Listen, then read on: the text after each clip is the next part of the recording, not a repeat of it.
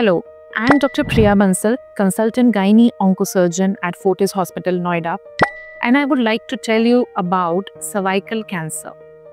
Now, uterus is basically a bag kind of thing which is placed like this, and the mouth of the uterus down below, which is connected to the vagina, is called cervix. Cervical cancer is the cancer affecting the cervix. It is very common in females who have more than 2 children, and it is more common in the females where the pregnancy came early in the age. How to prevent it? We have vaccines for it. We have smear testing for it, which you have to do every 3 yearly. But the most important part is not to miss the earliest sign, which is intermenstrual bleeding and postcoital bleeding. Intermenstrual bleeding means period to period bleeding is okay, but if you are having any spot of blood in between the periods, that's called intermenstrual bleeding.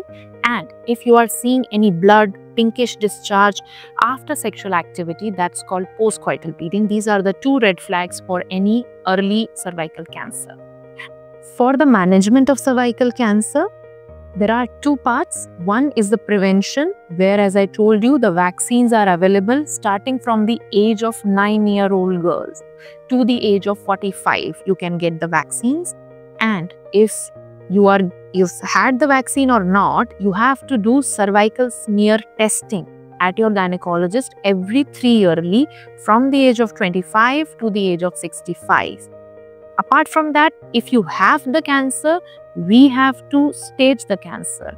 Up to stage early 2A cancer, we can do surgery and take out the cancer.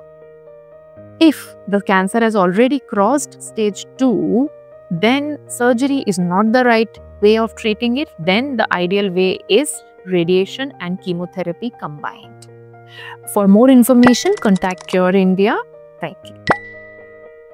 If you are interested in treatment in India, please subscribe to our channel and press the bell icon to never miss a new video from us.